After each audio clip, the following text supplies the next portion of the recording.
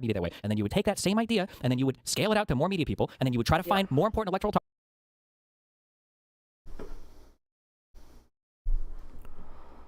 It's alive!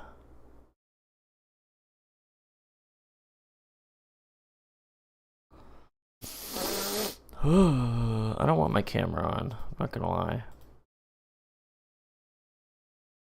I like this though. When the door's open, you can see pretty far back.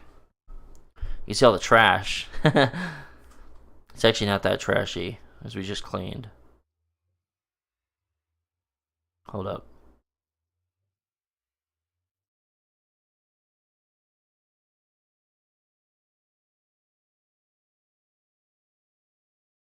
I can deactivate it. If I deactivate it here, can I reactivate it on Discord? Yeah, holy shit.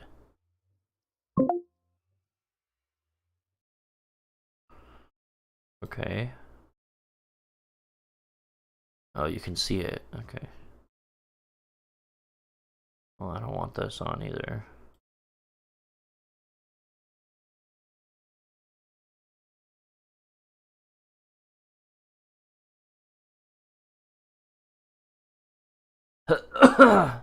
Actually, maybe I do, because I'm watching side monitor content.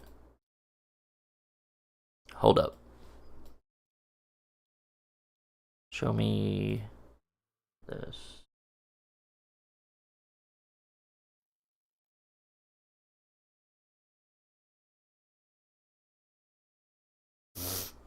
Yeah, I was watching this debate between Z and IRI and Destiny, debating about whether to murder Ken Martin and eat his corpse. Interesting.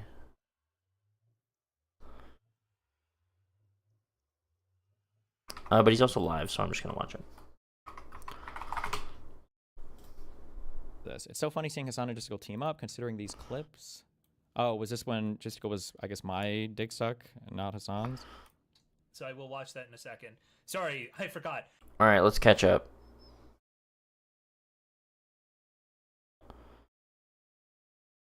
Hold up. Mine, not the back.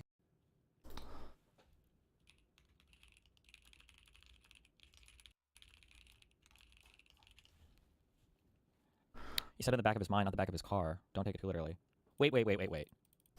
Was she in the back of his car? I thought she was in the front. I don't remember if maybe I misread the indictment.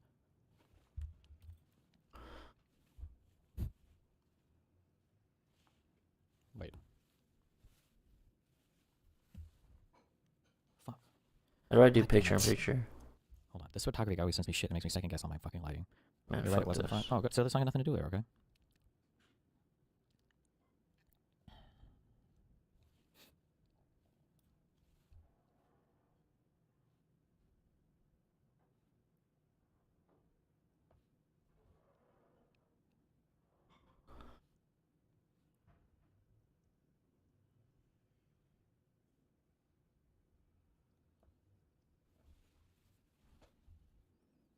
I wonder if it would make sense to have like a weak straight light here.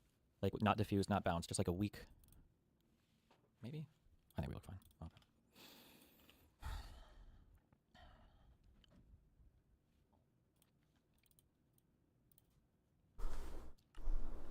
Which is how you can tell. Justical 2. Oh my god, Justical clips. It'd be great if we could see the whole Vesta board. I think you basically can. Oh, come on. You basically can see it. Okay, chill. Wouldn't refuse to watch this. His tumors are caused by racism. I think both the conch shell and the boys had symbolized power, just different types. Knock, knock.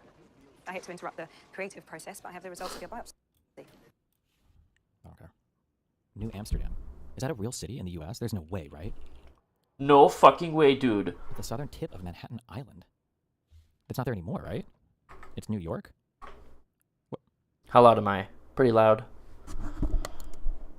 New Netherland? Ugh, what is, wait, what? What?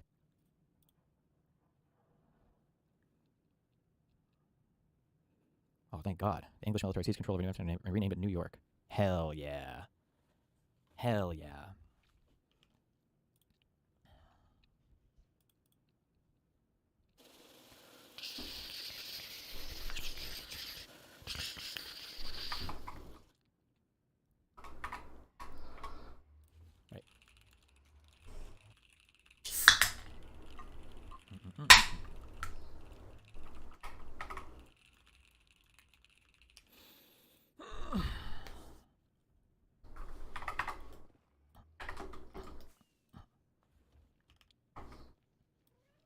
What's my good penguin friend been up to? By the way, which is how you can tell that people don't give a fuck about anything that Pixie's talking about, because I think Aaron really fucked up by sharing Pixie's private communications with Sunday. I think that's totally true.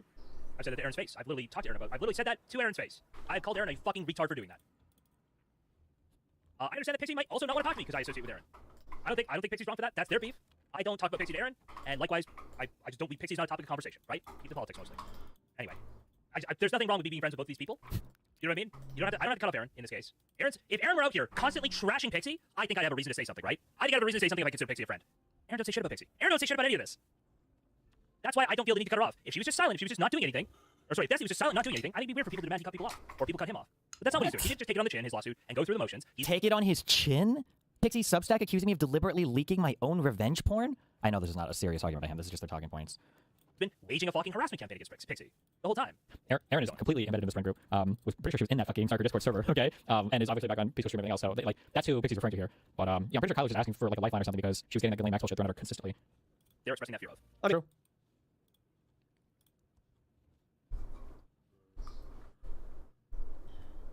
You see like on that whip panel shit? Yeah, but I haven't watched it all. What's really stupid about your board is that it doesn't have backlighting. Why? It's just a board. Why would it need backlighting? You can just put a light on it, no?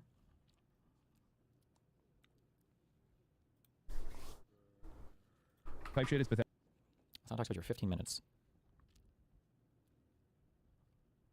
Somebody in Kick Chat asked, Destiny, why is Sun trying to boost accounts that are talking shit on you? Is he trying to like sabotage your user base, or like what's his end game here? Oh, I think I've mentioned this in the past, but if I haven't mentioned it, I can be overt about it now. So one of the things that they do is they make their crazy fucking tweets. I don't know this for sure, but I think one of them will communicate it to Hassan, or Hassan just has them so in his algorithm that when they pop up for him, he'll like the tweets. Sometimes now, as of recently, as my court case is coming to a close, he'll reply to get them even more engagement, but he'll just like the tweets. And when Hassan likes the tweet, they get boosted in the algorithm, and then they see that he's supporting them, but likes don't show up publicly, so nobody but them knows. Now, usually in the past, what they would do is they would just like they'd screenshot his like, and then they kind of like share the server and jerk off to themselves. But for some reason, Doobie posted this in a publicly accessible server. I think that somebody saw yesterday. Normally they don't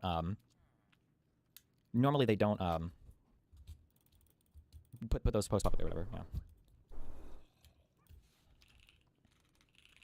What, they caught him liking something? Demolished?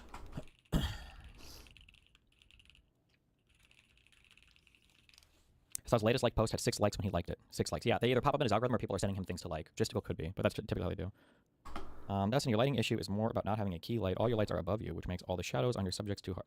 What? No, I have no light above me. But Hassan is a little bitch, and you need to stop boosting these lame fuck POS on X that are basically talking shit on Destiny. Well, the nice thing about it, this is why I said this is so annoying, is that he gets to engage in all of the petty personal attacks against me and the obsessive weirdo sexual attacks against me, but he doesn't usually have to directly comment. He can just use his little minion squad for it, which is the annoying thing. Yeah.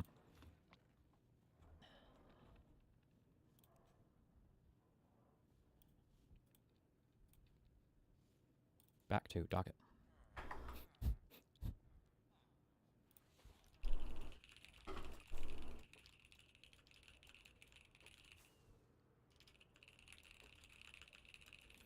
Whoa.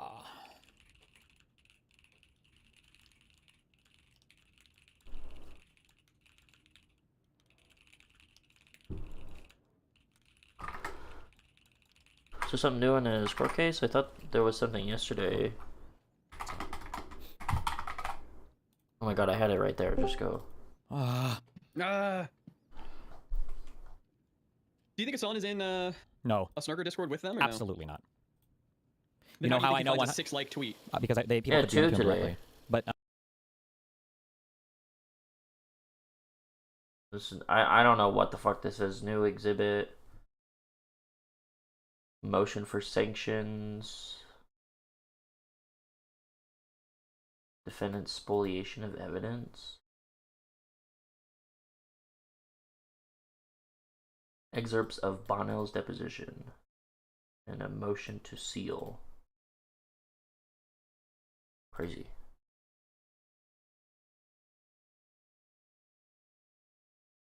What the fuck? I don't even know what all of these are. What's a motion to seal? Oh, okay. Okay, I get that. Spoliation of evidence is like fucking up evidence.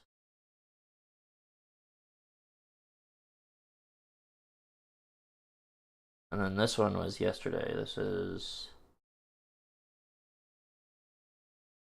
affidavit in opposition to motion. What's the affidavit? Just a statement. Okay. Not Destiny though. He's saying, and there are some people. He doesn't want to debate anybody. He doesn't want anyone to. I just don't understand how his fans. Wait, what the fuck? Oh, I just don't understand how Hassan's fans can't see like how unbelievably cringe it is for him to say that Asmongold should debate him, but then for Hassan to use all the exact same excuses that Asmongold uses to not debate him, but then to not debate me. Does that make sense? Yes. Like A bit. like Asmongold is using bullshit excuses because he knows that his views won't survive scrutiny. So Hassan says therefore he should debate him. But this transference 100% works with me and him as well, right? Hassan says he won't debate me, but I'm saying it's because his views wouldn't survive scrutiny. Like, yeah. Question him at all. That think that. Yeah, well, Charlie Kirk dodged me too. So does Sean Hannity. It's fucked up. Wasn't he scheduled for Charlie Kirk? Yeah, so that didn't even make sense. And he debated Charlie Kirk once before, Yeah. but yeah. Got So actually you can ever derive in that deep pit of despair is to basically get together with a bunch of other people who also are just as sad as you and cyberstalk enemies. The sense of community that you arrive at in places like Asmongold's community, in places like Sexpestini's community, I like how he doesn't even have a nickname for Asmongold, but he does for me. I love that. are entirely designed around enemies. Okay? What? And they're not usually even ideological. That's another Skinwalk talking point for me, but I usually use this about Gistigal's community. It doesn't even make sense for my community. Or no, I guess it actually does because they claim that my whole political identity is built around not being Hassan, I guess. Places like Asmongold's community, in places like Sexpestini's community, are entirely designed around enemies. Okay? And they're not usually even ideological enemies. Sometimes ideological enemies, but oftentimes it's a figurehead that is a stand-in for the ideological enemy. It can be a Twitch streamer that your favorite content creator has deep envy and resentment for. Oh, shit. We heard this on Gistigal's stream, right? That I'm like jealous of Hassan or whatever.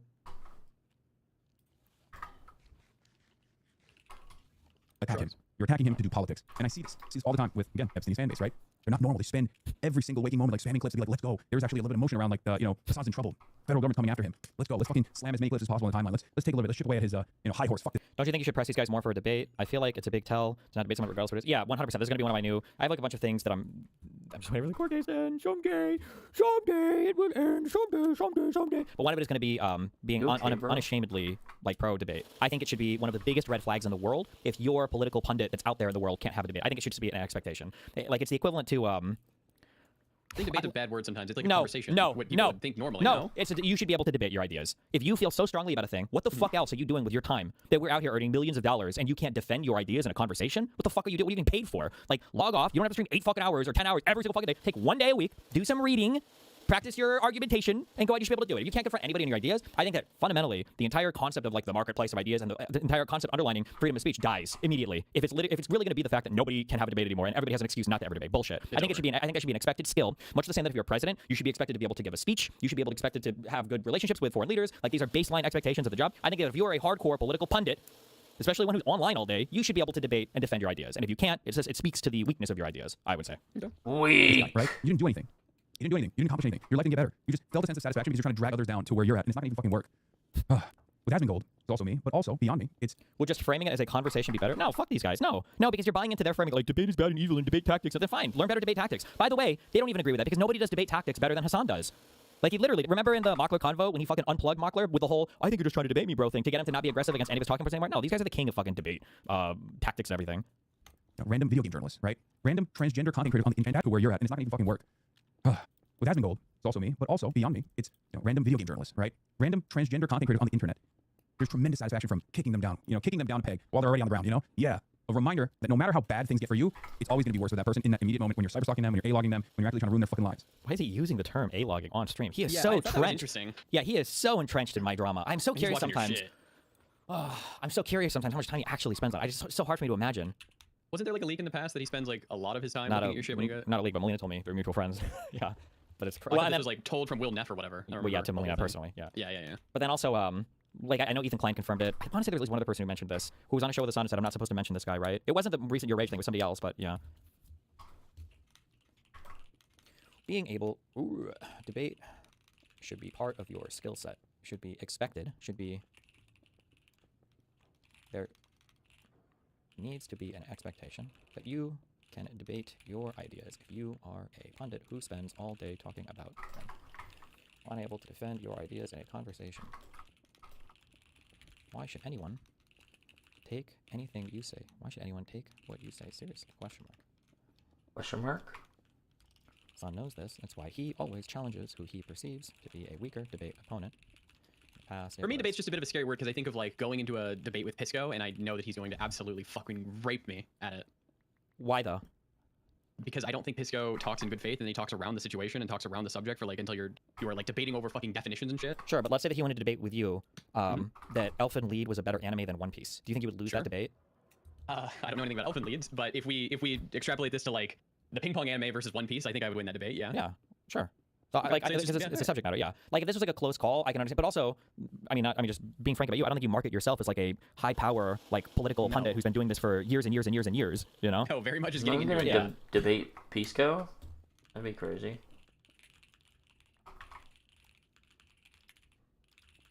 Or is he just talking?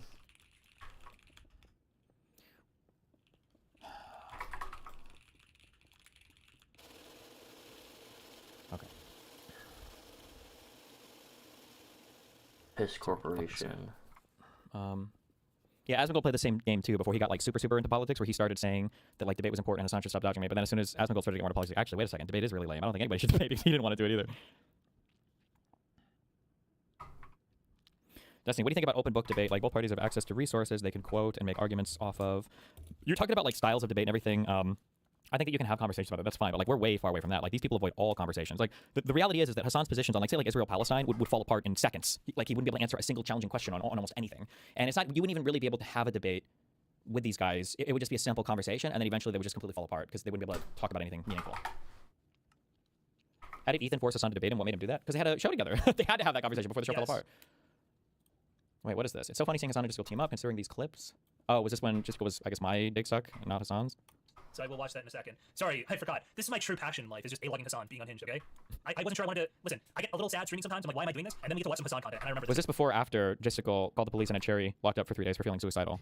Before he started spamming content with her on a stream? I don't remember. This is my passion, okay?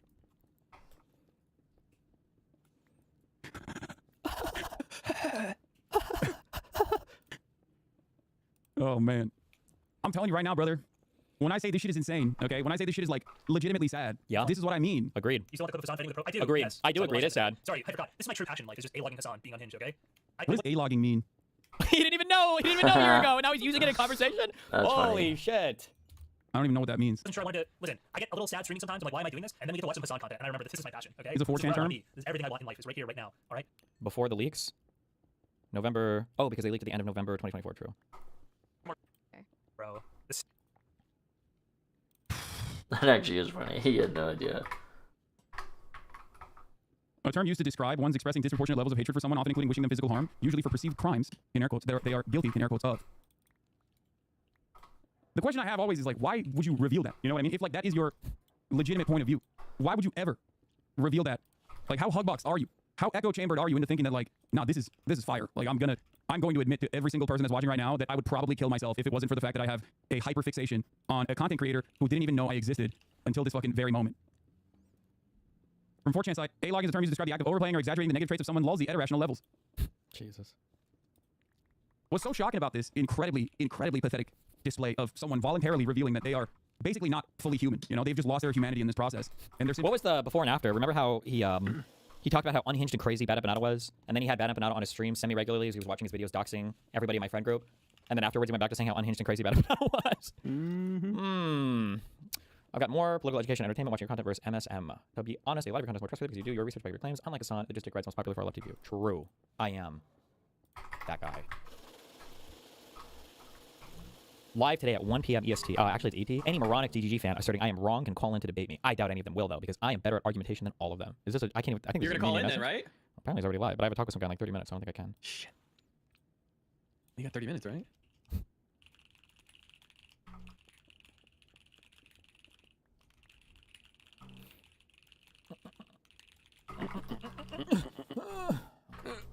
Shut up. Oh my god, what was today? Motion to seal public.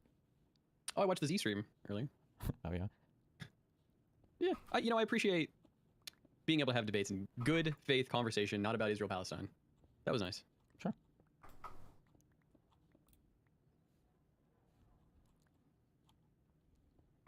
Oh, wait, did I read these on stream or are these different excerpts? Oh my god, bro. This... Oh, I just don't even know what to say. The idea that you would do a deposition yourself and not know any of the talk... Like, not... You need to be adept at the topics to ask follow-up questions, because in a deposition you're trying to get certain stuff out of the other side, and that might require you to rephrase a question, or it might require you to ask a follow-up or to clarify something. And Joan was just not at all. She should not have been the one doing this deposition. I don't know why. I don't know why she did this deposition. Let's see, what is this? I don't even know what they quoted from this for the court case. What's the point of getting these on the docket? Well, if you're quoting from a thing, anytime you're trying to submit something in a motion or in some kind of court filing, you have to pull it from somewhere. You can't just make it up, right? So if you're quoting from something, if it's not another court case, it's public record. If you're quoting from testimony, an affidavit, or deposition, you have to submit the relevant parts of that text as an exhibit so that the public can see whatever's being quoted from, right? It's supposed to be public record, you know?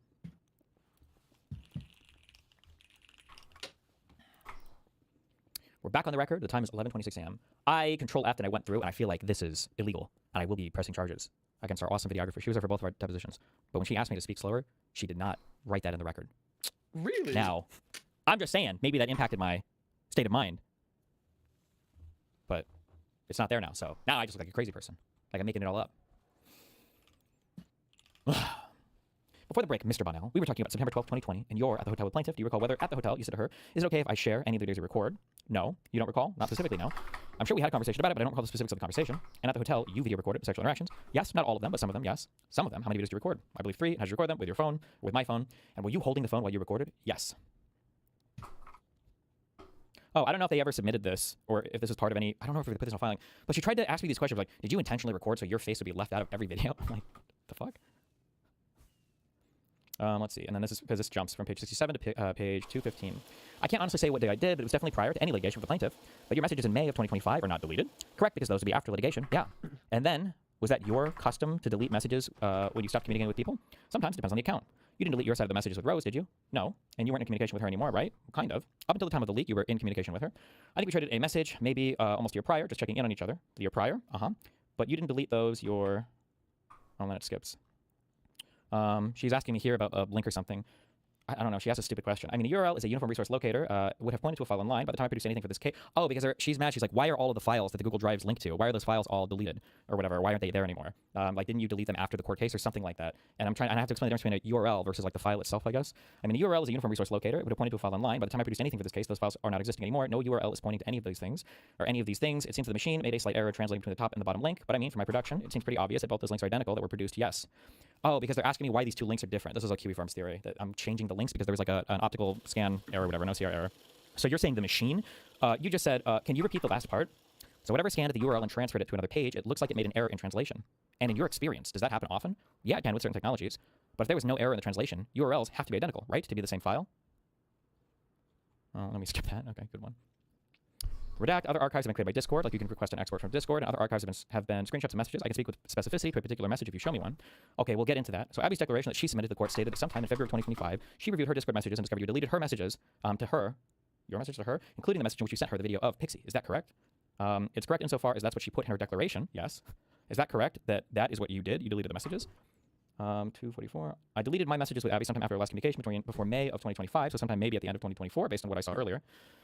You deleted your messages with Abby sometime. I used Redact archive my messages with Abby at the end of 2024, I believe. And you still have those archives? Yes, I produced them for this case. Yes. How do you know Hannah Brooks? I don't really know Hannah Brooks, but you communicated with her, correct? I communicated with a Discord account that I think went by the name of Hannah. I didn't know the name was Hannah Brooks until they submitted an affidavit to the court. And this was on Discord that you communicated. Yes, did you produce those communications with Hannah in this litigation? If I had it, I produced it.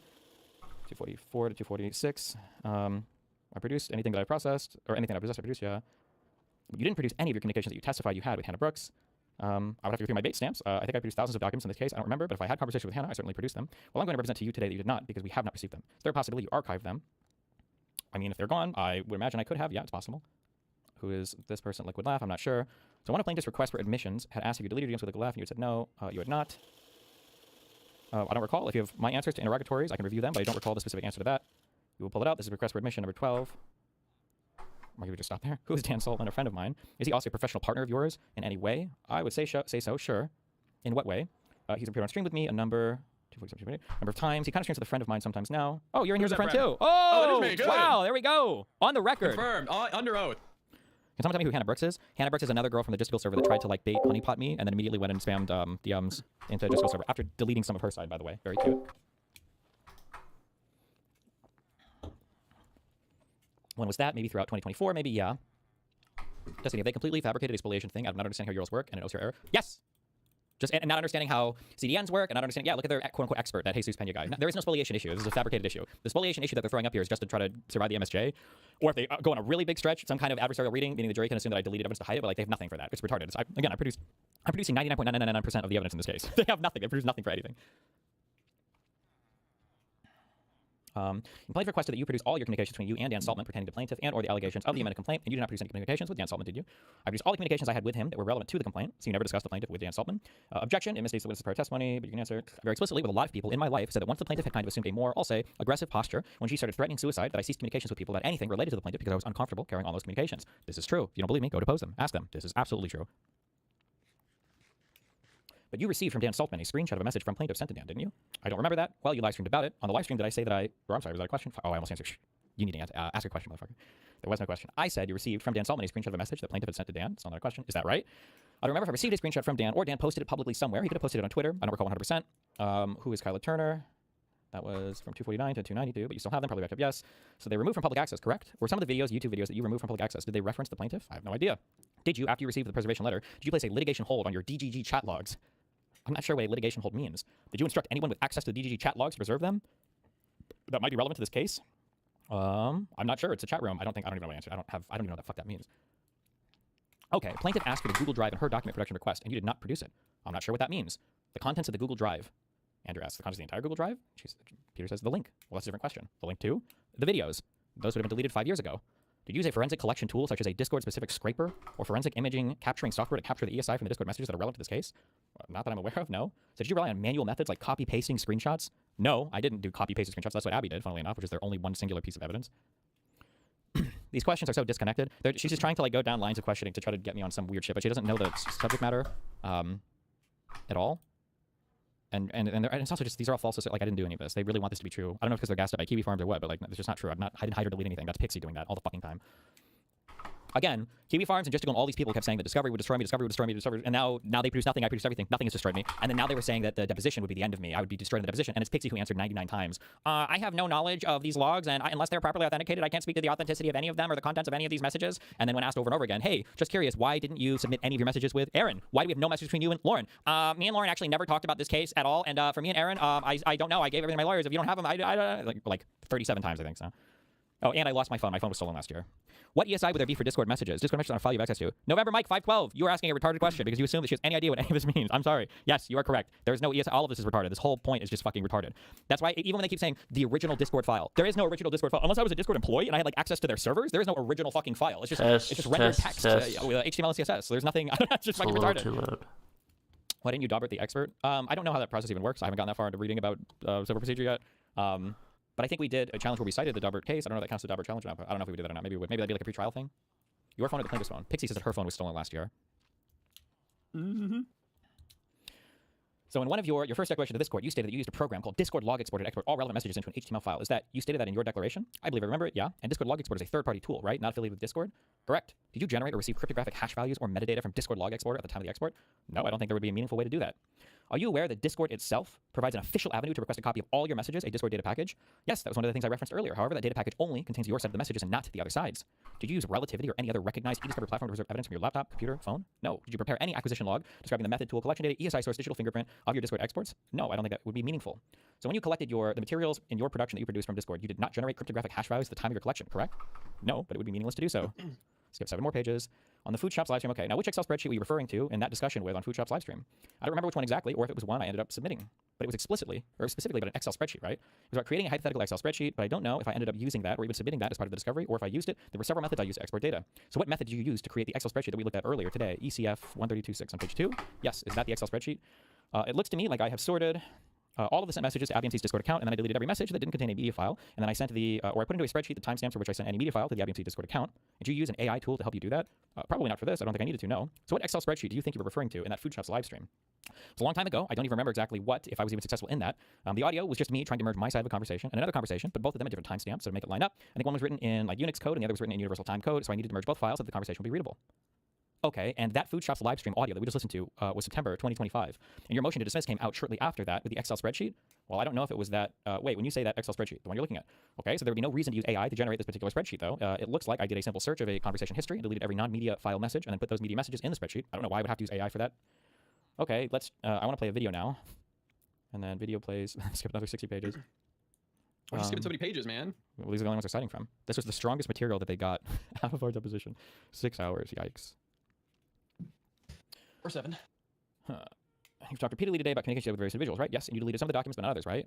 Abby's documents? I produced every communication I have ever had with Abby. I don't believe anything has been deleted with the Abby stuff, even though I'm pretty sure the request for the preservation of evidence wouldn't have even initially covered Abby. I produced every single thing related to my communications with her. I've archived stuff with Redact. I don't believe I've permanently deleted any messages with Abby at all. So you have all your evidence archived on Redact. Yes? Oh, and then she argues with... Yeah, okay, well, good one. It was a huge Redact ad. It's true. Hassan Slop or Rage Bait? Hassan. Rage Bait. Oh, Hassan? Rage bait. No, I didn't know it was gonna be rage bait. I'll take that. You want the Rage Bait one? I want to be mad. I'm Raymond Zhang. I work as a software engineer making $306,500, and I live in the San Francisco Bay Area. I'm going to be sharing all of my finances between my bills and my investments. This is possible. You know I'm a the software rich they say engineer. investments. True. In terms of my role, I earn $306,500 on average. After taxes and retirement contributions, I'm currently taking home about $4,000 a month. $4,000 on average. Wait, what did I missed one? After taxes and retirement contributions, I'm currently taking home about $4,000 a month. Benefits. Fourth? Okay. Oh, okay, we'll get there. I currently do not have any other sources of income. I The work anywhere between what? 40 to 50 other sources of income. Wait, that looks crazy. I don't know how this shit works because I just work at Subway. But like a large majority of his paycheck is going to...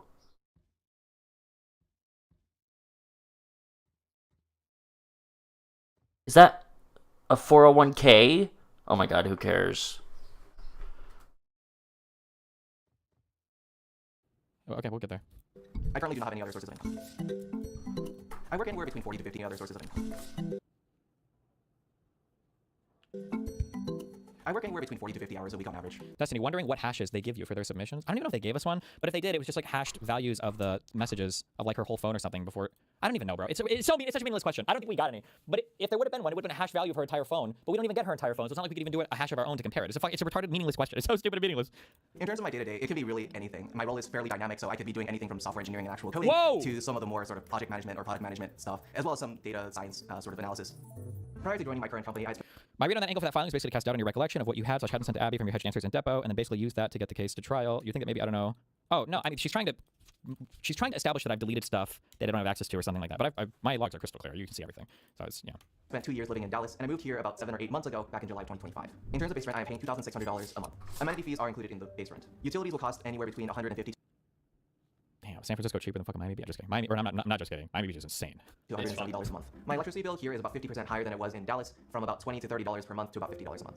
I feel like I am getting good value. A lot of the comparable Electricity, areas that are bro. closer to my work could run anywhere between $3,500 to $3,700. That's not bad at all. And I'm getting everything that I wanted out of this apartment. I live I haven't paid an electric bill in a really long time, but I remember when I lived with my parents, their electric bill was like $200 for some reason. Maybe that was just particularly high for the time, or I don't know. That's like nothing. a little bit further away from either the major cities of San Francisco, San Jose, or Oakland, but still within commutable distance of all three. Even though I had access to a relocation expert, I decided to do a lot of the research on my own, taking a look at He's in a 1-bedroom, 1-bathroom. I'm aware. My 1-bedroom, 1-bathroom. Well, I don't know if I can call it 1-bedroom, actually. My studio apartment downstairs that my studio was in was $3,700 a month, I think. all the things an expert. I decided to do a lot of the research on my own, taking a look at all the things that I wanted to focus on from a living perspective, and after making the decisions, I decided to sign the lease sight unseen without actually having seen the place in person. Hey, welcome to my apartment. So this is the main kitchen area. Wow. It's quite spacious compared to my last apartment. The only complaint that I really have are these, the countertops aren't exactly ideal for the amount that I'm paying, but it's all right. Fake video. Software engineer has a preference for countertops. What? Stop. I don't believe this. I don't believe any part of this video now. In terms of kitchen freezer, Can I move into your studio? No, I don't rent it anymore. That's why I'm moving upstairs. I got the meal prep Can you stuff move into your for apartment then? a whole host Yes. of drinks Okay, never mind. I believe him again. Never mind. I believe this is a real person. and mixers. In the freezer, very similar thing where I've got a couple of frozen Woo! So We got some fucking liquor up there? stupid. Hell yeah. Let's Hell get yeah. fucked up. things, as well as some ducklings I actually wrapped myself when I was really bored one day. Over here we have my main Fuck, you know what? We never got to do threes on it. Or maybe we will, because you know what? Because Lauren's cool. Sometimes me and Lauren would get fucking wasted and play Arc Raiders at night. I know, you talked about that. Woo! Listen, that game is a billion times more exciting and fun when you're fucked up. Holy shit. sort of Can we, living get slash her, can workshop we get her back in the fold and play some Ark? We'll see what we can do. area. This is where I Later get all on. my work done as well as my personal projects. The decision to do without a couch and a TV is really just based on my own needs. I don't really watch a whole lot of TV. Is Lauren even good at gaming? Yeah, I would say she's pretty good. Yeah, I she's think she fun to got. play with. Yeah, I think she got a little. I think she has a little bit of a gamer obsessive because she got like level 75 on her account in like a surprising-ish amount of time. I was like, okay. Side level to me, yeah. The decision to do without a couch and a TV is really just based on my own needs. I don't really watch a whole lot of Without TV. I just use my computer. I Bro, don't I don't like how his room looks. It's just like a blank fucking room with a desk in the in middle. my apartment, obviously. Wait, what? Some ducklings I actually wrapped myself when I was really bored one day. Over here we have my main sort of living/workshop area. This is where I get all my work done as well as my personal projects. The Christ. decision to do without a couch. This is very gamer code. Bro. I don't like Roomba. Maybe Roombas are good now. I don't know. I just don't like. They're good now. Are they? I just don't like weak, You small can like do a whole vacuums. map out thing. You can do like you can map your whole fucking place. You Sure, can but know it feels where like it you wouldn't don't wanna have go. the power to do anything. It's got it. Okay. TV is really just based on my own needs. I don't really watch a whole lot of TV. I just use my computer. I don't host people in my apartment, obviously. If I do decide to hang out with friends, I'll usually go to their place or maybe a third place. And in the case of hanging out with my friends in virtual reality, well, everyone's sort of split off in their own. Is it for VR? I feel like even if you're doing VR, you would want like your desk in the corner of the fucking room, not in the very middle. Things over here, just the DJ. What is this? What anime? Do you have an idea? I'm not seeing your screen. Why I'm not seeing say it something? breaking down. Why I'm not say seeing something? breaking down my salary? That's what I want to see, but I don't see what you're showing me. What anime thing? What? Destiny.gg. Let me see what you're showing. No, me. am I not streaming on Discord? You are. I'm already watching down the breaking down my salary type shit. What is on the wall? Oh. my you're pointing fucking at god! that. Oh my god! Forget it. You're No, I lost. don't know. You're I lost, don't bro. know what that is. Being He's because I really don't lost. have a lot of other space to put it, as well as my robot cleaner, which gets the job done. It's not perfect, but it definitely helps out in terms of having to clean. Over here, we've got just the bedroom. Do you remember how obsessive people got with those stupid fucking monkey or the ape NFTs? Oh yeah. Do you remember how down where we lived in Miami, on the river, there was that building that had them like spray with painted the on the NFT fucking on it. side? Yeah. I mean, there's really not much to my bedroom. It gets the job done for me. I have my blanket, my pillow, a filing cabinet, doubling as a nightstand, as well as my charger there. It's all that I really need at this point. And this is my bathroom. The highlight of this, as well as my charger, that's done for me. I have my blanket, my pillow, a filing cabinet, doubling as a nightstand, as well Sheesh. What do you put in a filing cabinet? What physical papers do you have? as my charger there. It's all that I really need at this point. And this is my bathroom. The highlight of this is really the bidet that I installed. It was about $400 or so, but it was a really, really nice quality of life improvement for myself. I think I'm Uh-oh. on Team Bidet, but not just Team Wow. Bidet. I'm on Team Japanese toilet. I sat on one for the first time in my life, and it was warm. With when the I ass sat warmers, down. yeah. And it greeted me. It like did the. Usually I just go after your mom does, so it's already warm for me. And outside over here, we've got a little bit of a balcony. I don't spend a lot of time out here, as you may be able to tell, but it is a nice way to get some fresh air in. I've been told by many of my friends that my living situation is very Spartan, but really it's an intentional choice to pick and choose parts of my life that I decide to spend more or less money on. So even though my living situation right now is fairly sparse, that doesn't mean that it's going to stay that way, say if I decide to have a partner or have kids. This guy's room feels like a European prison. Between ride sharing and public transit, I'll True. sometimes spend around $30 per month, but most of the time it's zero. $30 per month? What the fuck? Is that a mistake? Holy shit! That's okay. what I spend $30 per month. probably. Yeah, but does he walk to work? I missed it. Or does he work from? $30 a month? That's really good. Yeah, he works from home or some shit. Oh, he might just work from home. Fuck, sorry. The time it's zero. I live True. in the Bay Area without a car, and so I think one of the big things to me is the accessibility to public transit. People that have money problems without cars, I just It's a can't mystery. believe you guys. You're crazy to me. I just can't believe it. Rent and car payment. Those were always the things that fucked you when I was growing up. People that Yeah, when I think about it, the two biggest things that you always have to worry about, maybe I'm crazy, like the two most expensive things is your house and your car. And maybe it depends on like what kind of car bills you have, but the car's a big deal. have cars and have money problems. Not saying this guy says he has money problems, but I live about 5 minutes away from the nearest Bay Area rapid transit station. I'm actually quite used to living car free. I had lived previously in Dallas for 2 years without a car and got around in very similar ways. Dallas?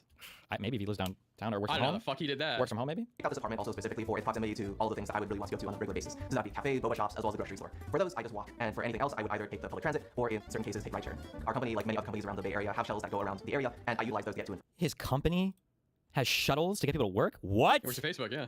Oh. I spend about $300. Wait, were you the one that went with me to the Facebook? Yeah. Oh yeah, dude, Yeah, that it was really fucking campus. cool. Holy Crazy. shit, that was like a city.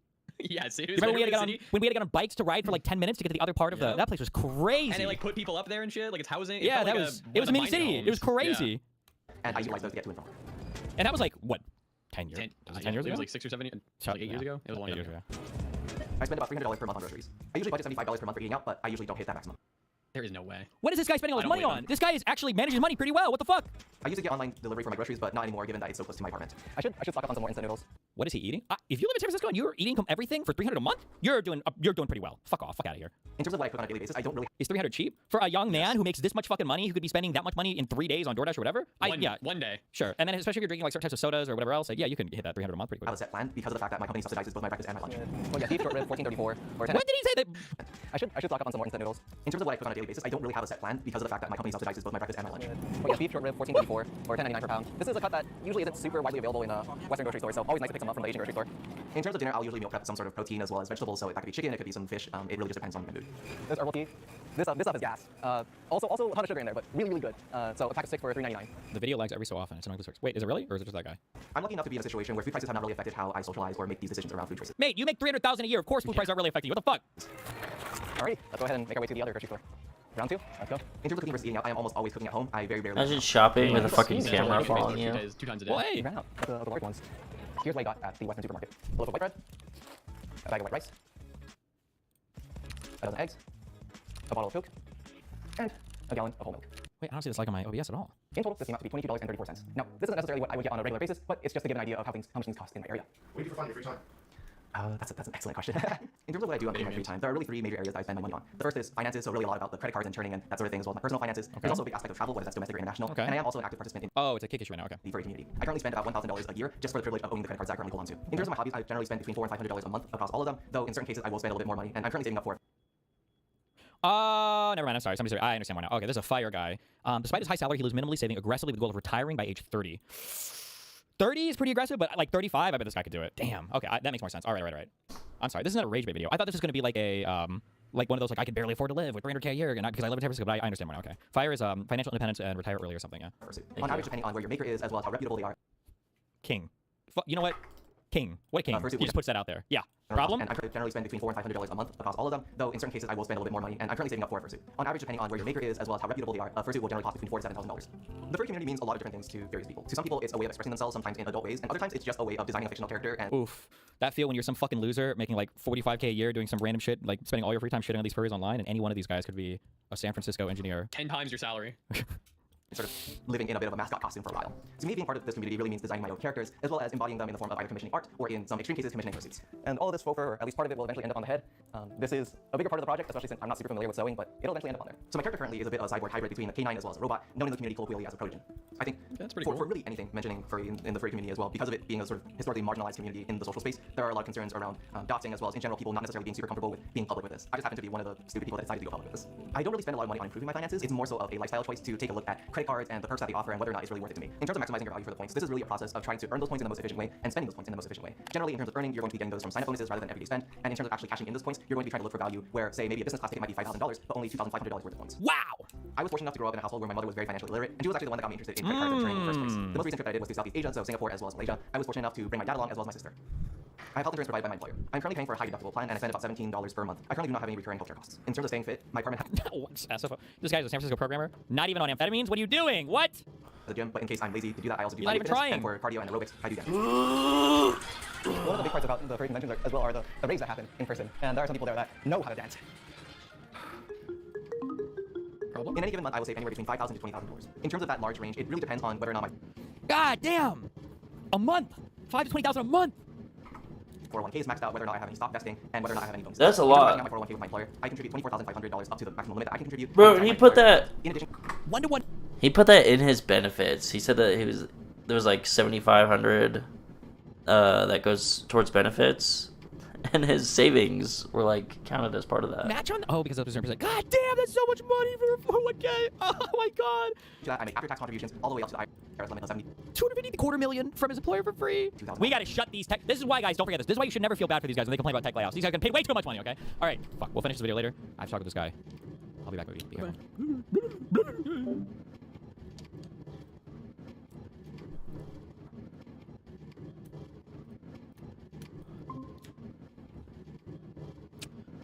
Hello, hello, hello. Hey, what's up? Hey, Hello, Aaron. hello. I'm doing great. Give me 1 second. Figure my camera stuff out. Also, fuck's I he am talking to? already live on my stream, so I don't leak any personal Jeff identifiers. Mayhew. Thank you. How are you doing today? I'm doing well about yourself. I am doing okay. Hold up.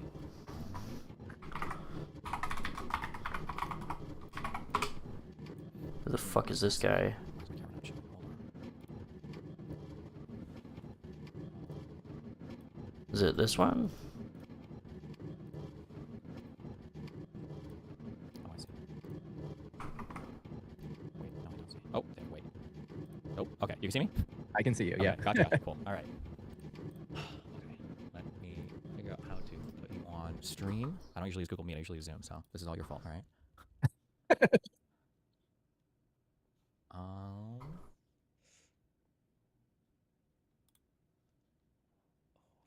Okay. My guy's gonna be mad at me because I'm not using their overlay for this, so I'm so sorry. Wait.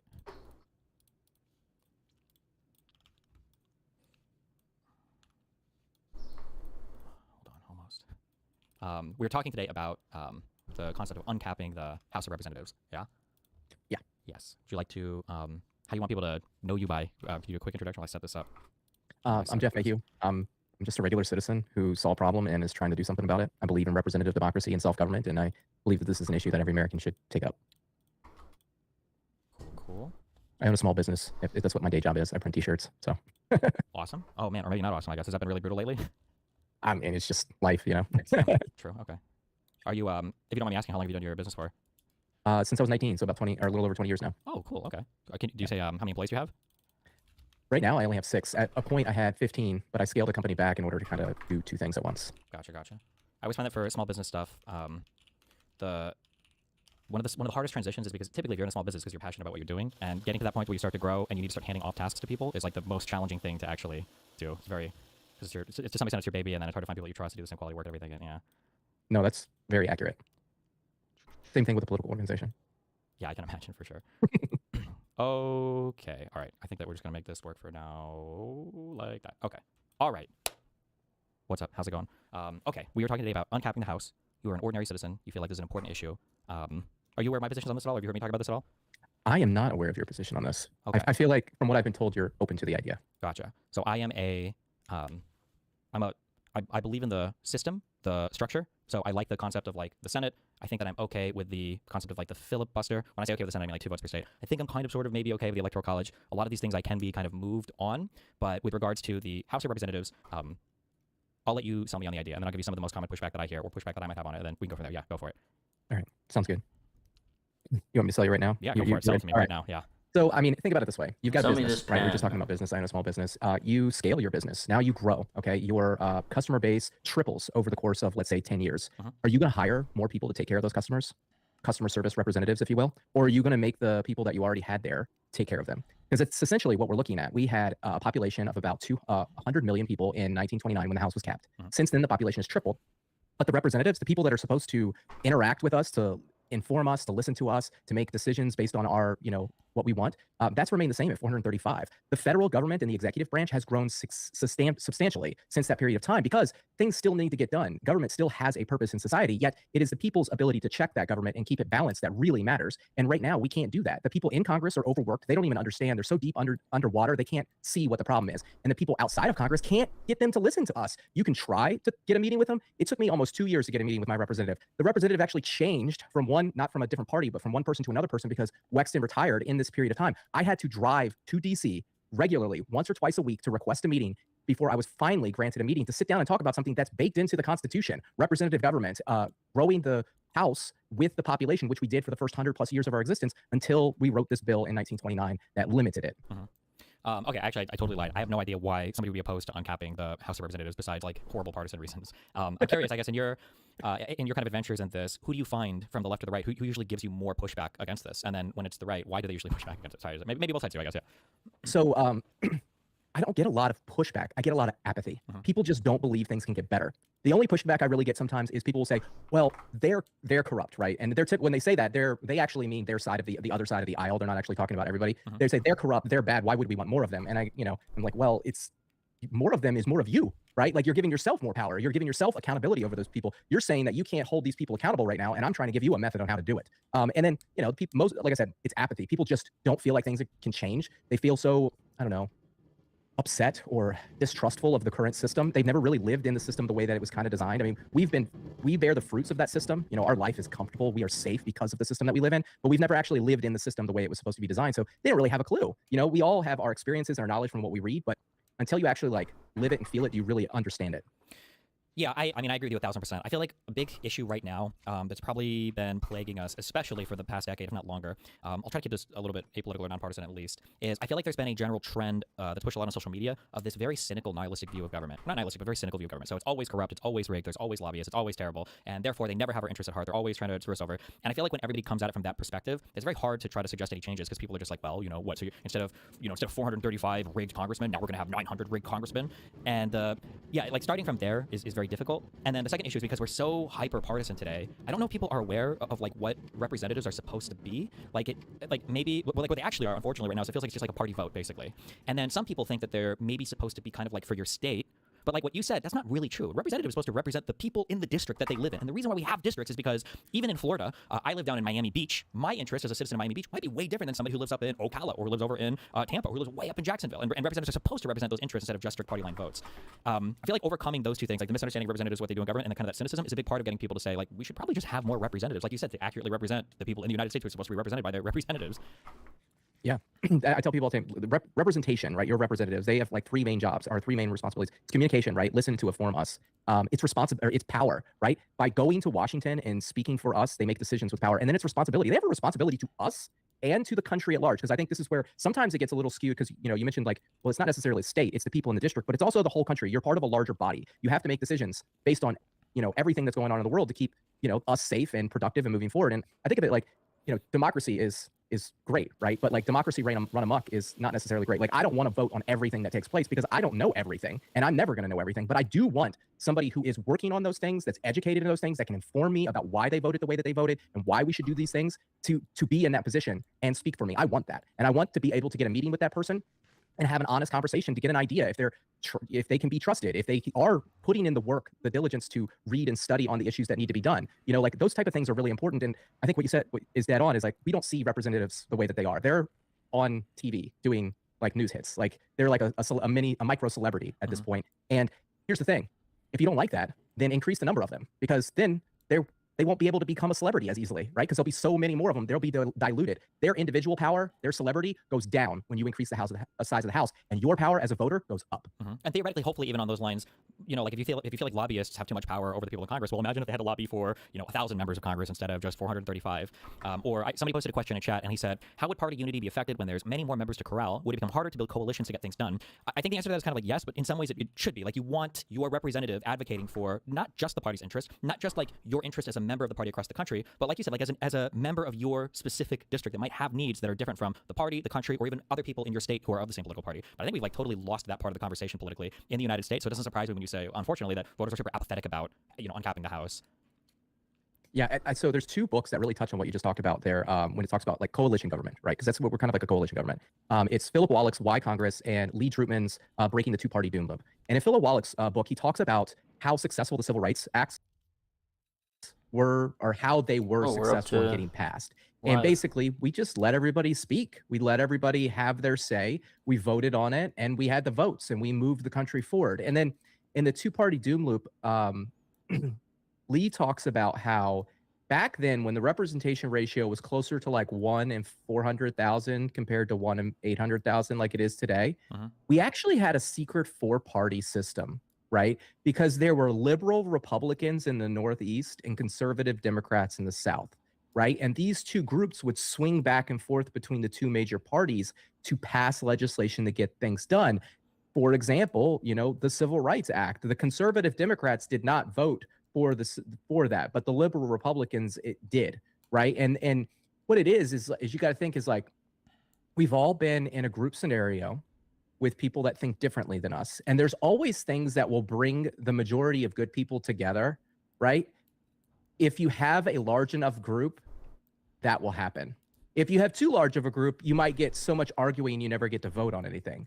But if you have the right size, it'll work. Now, if you have too small of a group, the more passionate people who might be on the wrong end of things might be able to sway people not to vote. And that's kind of where we are. Madison describes this in the Federalist Papers as like, you have to raise the number of the House to avoid against the cabal of a few, and also avoid the confusion of the multitude, right? So, and I think like we're way closer to the cabal of a few than we are to the confusion of the multitude right now. Sure. We'll have to create new party structures and committees and stuff in the House to make things work, but those are solvable problems, right? Like this is something that's really important. It's about representation for me, you, or any other American citizen that wants a representative government. Yeah. Do you think? I guess I'm kind of curious on these lines. On a side issue, do you have strong opinions about gerrymandering? Before we get into the, like, you know, how would you pass this type of thing, or what would you push on? I'm kind of curious. Do you think that like how districts are apportioned or how gerrymandering is done, is this like a part of your argument for how you consider this, or is it just like a totally separate topic? Yeah.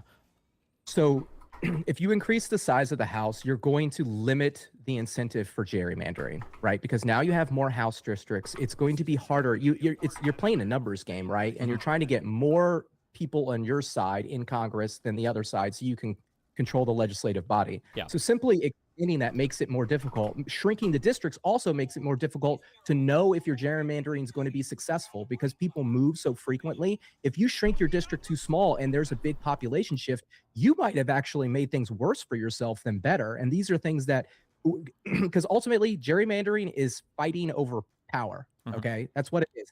And that is never going away. You can pass a gerrymandering ban, you can do whatever legislation you want to do, but you're never going to get people not to fight over power. It's just what happens in human civilization. Yeah. So like increasing the House limits the incentive for fighting over power. It moves that fight, if you will, into a debate in Congress, which is ultimately what it's supposed to be. Sure. I guess I'm kind of imagining, and I haven't thought about this before at all, but I'm imagining like a state with 2 districts. You have a lot of flexibility for drawing these districts contiguously to gerrymander away one side. But if that same state has like 100 districts, like you said, like it becomes a much more difficult project. Your districts either become very weird and stringy, or like you said, they could be highly vulnerable because of, just like a difference in people moving, or maybe a really bad fire actually drives enough people out of a district or something, like in California, to change how the balance of power goes. Are there other issues besides gerrymandering that are peripheral to this uncapping the House thing that you think are related to it? Like, does this influence your views on the Electoral College at all? Or go ahead. So it would affect the Electoral College, but I want to point to campaign finance, right? Like right now, it costs nearly $3 million to win a House race. And part of that is just, it takes so much money to reach all the people in the district, right? It's all media dollars, advertising, people on the ground knocking doors and stuff like that. Stuff's expensive. Shrinking the districts limits that. I can't remember which book it is, but I read it in, I think it was Acts of Congress. A House representative actually leaves their job when they're working on the Hill to go across the street to another building to make fundraising calls in the middle of the day, right? That's how important raising money is for their job. Again, this is all about representing people and being able to like communicate with their constituents. If they're so focused on raising money, how are they actually going to be focused on representing the people of the district? And shrinking the... I feel like I've heard it's worse. People say they spend like towards like the last year as being a representative, like half their time is spent making phone calls to donors to fundraise everything. There's like so much of the job is crazy to me. Yeah. I mean, I wouldn't be surprised by that. I mean, it takes a lot of money to win a race. But the Electoral College would be affected as well because, like a state right now, like Wyoming, right? They have 1 representative. They have 3 Electoral College votes. Their population is like 500,000. Yeah. And you look at a state like California, who has way more electoral, power because they have way more votes, but they're significantly underrepresented. California, Texas, all of these big states are way underrepresented, and states like Wyoming have a lot more sway into the presidential election because of that. I do like the idea that if you have strong feelings about the Electoral College, of which many people do, that doing this kind of uncapping of the House and rebalancing things that way, in a way, goes towards addressing some of the grievances that people have about the Electoral College being very unrepresentative, because it does dilute a bit. I say dilute, but it brings back into balance the power of a lot of those smaller states that probably have a massively disproportionate say in the election because of how the Electoral College system works, which is, I guess for people that don't know, it's every state gets, I believe, 2 votes and then plus the number of districts they have. So if we uncap the House and people can have more districts, then arguably that's balanced out a bit better. Or not arguably, it would be balanced out a bit better. Yeah, and the people, I think, and the key is always, it's about access and accountability and representation. Like a state like California, I would argue, Republicans in the state of California completely are unrepresented. There's almost never Republicans in charge in California, and vice versa in Texas, although we're seeing a little shift in Texas right now. And both of those states, because if you shrink the districts, you'd get a more representative body, right? If you're talking about the Electoral College, by shrinking the districts and adding House seats and votes in the Electoral College, you're balancing it between the smaller states. You're making it more representative of the popular vote, which I know is an issue that a lot of people really care about. But you don't need a constitutional amendment to do this. This is way easier, right? Because uncapping the House is just simply writing a new apportionment bill and expanding the number of representatives in the legislative body. Yeah. When you are pushing for this issue, what is like the best avenue of attack, I guess, in your mind? Like, how do you even begin to approach something like this? Are you trying to like raise awareness amongst people in states to get like referendums on it in states to support it, or to petition members of the House or Senate, or as part of a presidential campaign? Yeah. So all of the above, but my main focus is creating a movement where people actually email their representative, right? I've been told that if they get an email 80 to 100 per month, right, on the same issue, a representative will take it up, right? And I think the key is like, if you want self-government, you've got to speak up for it, right? Like, we, the people, need to actually tell our representatives that this is important to us. So I want to create a movement where average everyday Americans take 5 minutes out of their day, you can go to our website, projectnocap.com, and you can actually email your representative directly from our site, or you can go to your representative site and you can use their portal and you can email them. This will give you a clear concept of what our representatives are doing, which is not responding to you. It'll probably take you 80 to 100 emails before you get an appropriate response. And when you do get that response, it probably will have nothing to do with your email that you sent in, but eventually they will listen to you. If enough of us speak up about this issue, they will have to take it up, because here's the thing. The 2030 census is the next time that we're supposed to apportion the House, right? It's supposed to happen every 10 years. We haven't done it for nearly 100 years now. 1929 will be the 100-year anniversary of the Permanent Apportionment Act. And this is something that's vital to American democracy, right? We need to speak up about it. We need to get the people in office and running for office right now to talk about and educate themselves about this issue. And the best way to do that is to just email your representative and be persistent. Just because you don't get a response doesn't mean you don't keep talking, because this is something that matters. It doesn't matter just for now, but it matters for your children and your children's future. Are you aware of sorry, my mind just got wiped. So many people in chat are typing, hold on, I have to ask this. You have like no cap merch or something, right? You must, right? We do have no cap merch on our website. You can go to our website and purchase. Just making sure. Sorry, I remember my question. When they passed the bill, was it in 1929 to cap the House? What was their rationale for it? So it's like anything, there's so many different points. What was happening at that period of time, because this started really from the 1890s up in through the 1920s, and the population was exploding, right? Because of immigration.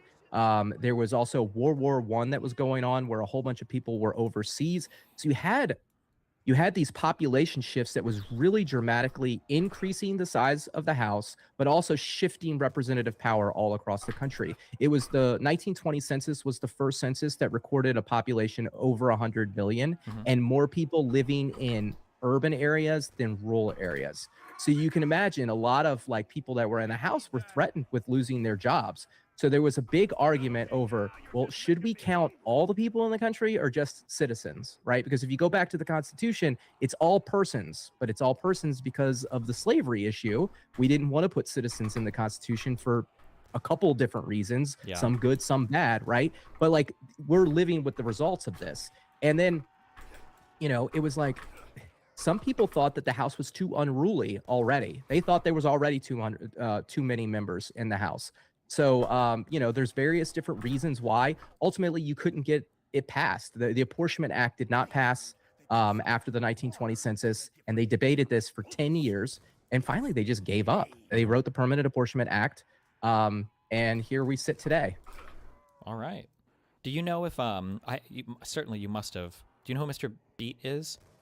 I absolutely know who Mr. Beat is. Mr. Beat is actually on our board now. Okay. He joined us in February, and he's been a wonderful advocate for this niche reform issue. Yeah, I feel like he pushes this so more than anybody else I've heard of, besides you now. Yeah, I feel like he's a very big advocate of this uncapping the House thing.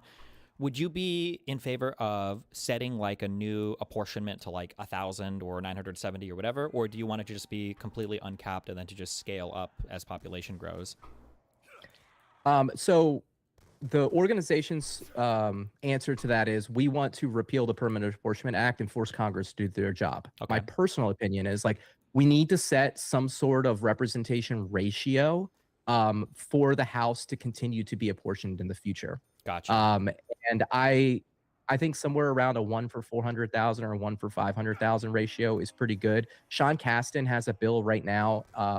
He's a representative in Illinois, and he has a bill that would set about a 1 in 500,000 ratio, if I'm not mistaken. I can't remember the numbers off the bat, but and I think again, people talking about this is what's important, and understanding that it's about representation, not a set, fixed, arbitrary number. Do you find that liberals or conservatives are generally more sympathetic to this, or is this just you don't really pay attention to the party here and you're pretty apolitical when it comes to conversations? No, I mean, it's almost impossible to be apolitical in politics. Everybody Sure. lets you know right out of the gate what they believe in, which is great. So Democrats are typically on board with this quicker than conservatives are. Conservatives have this natural resistance to change, right? But once they hear it, they're on board with it too. They're like, wait, this is actually the way things are supposed to be. This is actually the most conservative reform that you can find. It's also the most progressive reform that you can find because it's a big change and it's taking things back into an institutional structural way. So it blends the two really well. Our organization is right now is probably leans left versus right, just because of the volunteers that have signed up. But I imagine that's going to balance out over time. Are you guys big enough yet that you have any like formal opposition? Like, have there ever been like groups or congressmen that have kind of like come out and made snide remarks or spoken out explicitly against you guys? Or do you think you're still kind of flying under the radar for, you haven't picked up those types of haters yet? Yeah, we're definitely flying under the radar. I've gotten representatives to try to explain to me why we don't need to uncap the House by like explaining all the things they do as a workaround for the issue. But nobody directly just, I mean, if you're arguing against this, you're arguing against representative democracy and you're living in America. So like, are you supporting one party rule, or are you like actually believe in the system that you are sworn to uphold? So I really don't think there's a solid argument against this.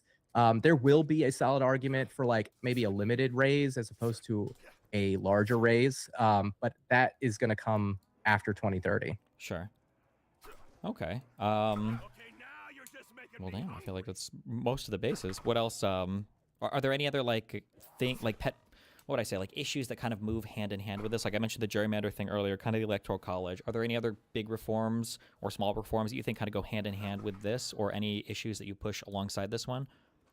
I don't push anything else. I am singularly focused on this particular issue. There's lots of things that I think needs to be done. I think we need, I think we're basically due for a third founding, if you will. You know, like the second founding happened at the Civil War, fixed a lot of things that were mistakes that we made during the Constitution process. And I think, Jefferson didn't believe that the Constitution should last more than 30 years because he didn't want the dead ruling the living, right? But we have the amendment process. We have an ability to change the rules. And I think that every once in a while, you just need to kind of refresh. Technology changes, people changes, the country changes. We need to fix the problems in front of us.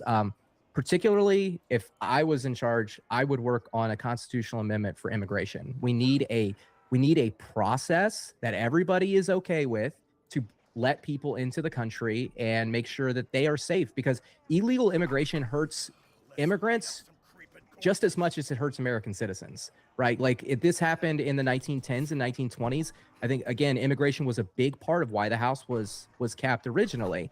And we're seeing it right now. The question that the Trump administration tried to put on the census in the first time he was in office was a question of citizenship. Yeah. Are you a citizen or are you not a citizen, right? That's the same question that congressmen were posing during the apportionment debates. This isn't, it doesn't take a rocket science to figure this out. When you talk about gerrymandering, I was just heard today, they try to use prisons to gerrymander because it's a concentrated population of people who can't vote. Sure. Right. So it doesn't matter. They want them in their district. Well, that's the same thing that happens with immigrants.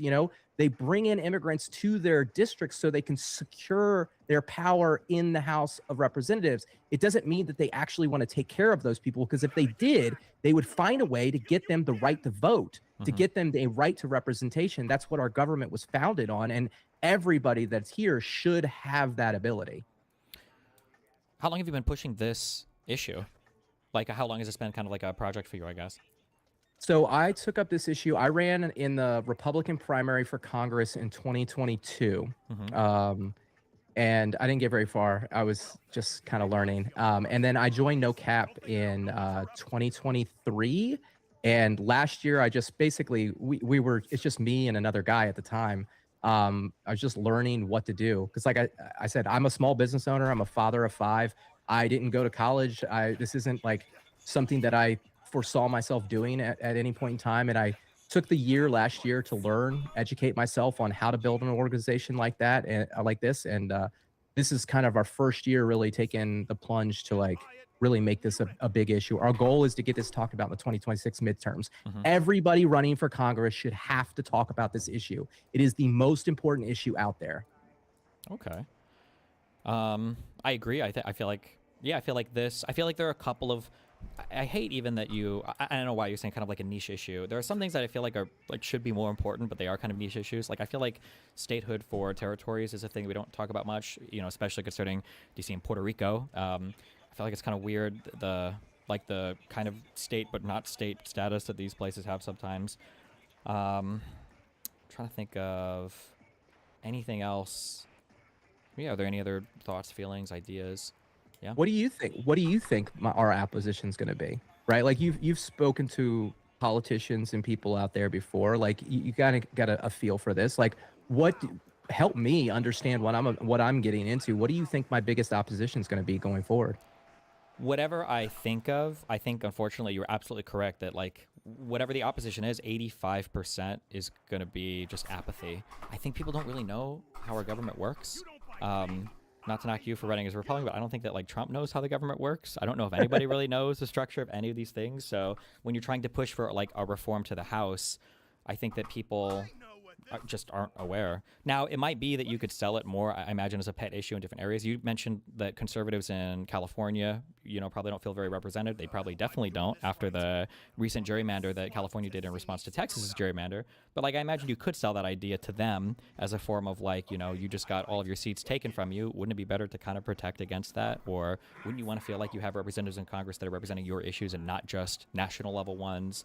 For blue states that are losing FEMA funding, I'm sure there are red districts in there that could be represented by representatives that probably wouldn't be very happy. It would make the federal government maybe a bit more responsive to the needs of people in individual districts in states, rather than right now it's just like the blob of conservative versus liberal. The blob. And like you said, what was it? It was like access, accountability, and representation. I feel like it's kind of been lost in the House. It's more of kind of a game that you play with leadership structure and then a little bit of celebritydom and then some caucuses, and yeah, it's a little bit removed from its original purpose. But unfortunately, like you said, I feel like it's just an apathetic thing. I don't think most people know how the Electoral College is structured or even how the House works. I don't know if you've realized this, but as soon as you start to get into heavy political spaces, you can become very disconnected from a normal person's engagement with government very quickly. Like what is it, like 40% of people can't name like all three branches of government? I'm sure very few people know what the Supreme Court does. Yesterday, we had a passionate debate between me and a political operative and then another friend who covers politics. His name is Guy. I'm really important. I don't know if you've ever heard of him as a streamer or YouTuber, but it was a passionate debate over like who should be the head of the DNC, like whether or not Ken Martin should step down. And it's like 95% of Democratic voters probably have no idea even what the DNC is, let alone who Ken Martin is. So yeah, that apathy thing is so hard to push against when everybody is so cynical about government today. Yeah, what I'd say to that is I was probably one of those people 10 years ago. Like, I mean, I couldn't have explained how our government worked. I might have been able to pick out the three branches of government, maybe, but it's not something that I paid attention to. And I like to tell people, like, everybody is smart, right? Like, everybody is a genius in the things that they know. And they're kind of an idiot in the things that they don't know, right? And we know the things that are important to us that we put time in. And what I try to tell people is, like, I learned it and so can you, right? And this is important for all the things that you find important, right? Your house, your land, your family, your job, your passions, your travel, whatever you care about, it's secured by this system of government that allows you safety and freedom to do the things that you want to do. So like, maybe you don't know it right now, and that's okay. Like, I didn't know it either, but you can know it. It just takes a little bit of time. Like, we have literally a world of information at our fingertips at all time. And if you can't find it on the internet, you can find it in books. If you can't find it in books, you can find it, some crazy guy on the side of the street talking about uncapping the house, right? Like, there's people out there to help you. And this is something that we can all do. We can get past that apathy thing. Yeah. Yeah, I was thinking, Yeah, there's different political strategies you could use to try to push this, but yeah, at the end of the day, it's really just it's a salience issue. So I guess it comes down to whether or not you can get into people's social media feeds and get them caring about this particular issue. The biggest failure is I think we've talked for 36 minutes, and I haven't heard you explain how this is going to solve Israel-Palestine yet. So maybe that's the thing you guys need to work on more to get voters to care about it a lot. So, yeah. Yeah, I don't know. I mean, let's put it this way. Whatever you think about Israel and Palestine, your voice will be heard by your representative. You can actually get a meeting with them. Sure. You don't have to go out in the street and yell and scream. You can actually articulate your points, and maybe whatever it is that you feel will actually be represented in the government at that point. Yeah. Yeah, I don't disagree. Yeah, any other thoughts or feelings or... It's gonna be a super short chat. We can talk for at least 20 more minutes if you want to chat about whatever. Yeah, I'm not trying to kick you out or anything. I just legitimately can't think of anything. There's one of those issues where I generally argue with people. That's usually what I do. But sometimes there are things where I feel like there are reforms that are, I don't want to say common sense, but I'm like, if you address all the facts, I feel like we should probably do this. And I don't really know what the opposition to it would be other than low levels of salience or very, very partisan pushback. Unfortunately, I feel like this is one of those issues. Yeah. Yeah, I mean, the people that work for the executive branch aren't going to like this, right? Because the legislative branch is supposed to provide oversight over the executive branch. And if we look at what the Trump administration did this go around, is they created Doge, right? They're saying, hey, we're wasting all this money. All of these things are bad. And we're going to hire these 5 people to clear it out in this AI program. It hasn't really worked, right? Because it takes a lot of people to actually oversight the government and to know these programs, to understand their purpose, what the fuck to make is wrong sure with the that power? things are going smoothly. And right now they're just outmanned. So the executive branch kind of gets to do whatever they want, and the legislative branch really has no way to stop them. It becomes a partisan fight as opposed to an issue of government.